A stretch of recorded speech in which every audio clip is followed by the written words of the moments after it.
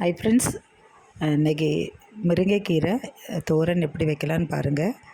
முருங்கைக்கீரையெல்லாம் நல்ல இது போல் அதாவது காம்பு இல்லாமல் எடுத்து வச்சுக்கிடணும். அல்லது நம்ம கொஞ்சம் சின்ன சின்னதாக கட் பண்ணலாம். வேணும்னா நான் காம்பு இல்லாமல் எடுத்து வச்சுருக்கிறேன். 1-2 காம்பு இருந்தாலும் பிரச்சனை இல்லை. ஆனால் பல்லுலலாம் இதுபடும். அதனால தான் நமக்கு டோட்டலாக எடுக்கிறோம். அல்லாத நெட்டு இருந்தாலும் நல்லது தான். இப்படி போட்டு கொஞ்சம் உப்பு போட்டு லைட்டாக தண்ணி தெளித்து மூடி போடாமல் கொஞ்சம் கிளறி வேக வைக்கணும். இதுக்கு தேவையான தோரனுக்கு தேவையானது தேங்காய், வெள்ளைப்பூடு, கொஞ்சம் மஞ்சள் பொடி, மிளகாய் பொடி, தேங்காய் 2 பல்ஸ் கொடுத்து அரைச்சி எடுத்துடணும். எடுத்துகிட்டு நமக்கு கரெக்டாக கீரை வெந்தாச்சு. அந்த நம்ம அரைச்ச திங்ஸை போட்டு லைட்டாக அப்படி பரத்தி விட்டு அப்படி ஆவியில் வேகிற மாதிரி வைக்கணும்.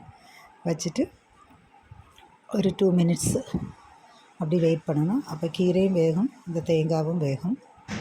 அதுக்கப்புறம் நம்ம அதை கிளறி விட்டு கொஞ்சம் அந்த சைடுமா கிளறி விடணும்.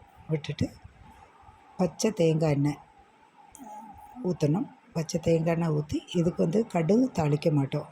பார்த்திங்களா, இது நல்லா வெந்தாச்சு. இனி நல்லா கிளறி விட்டாச்சு.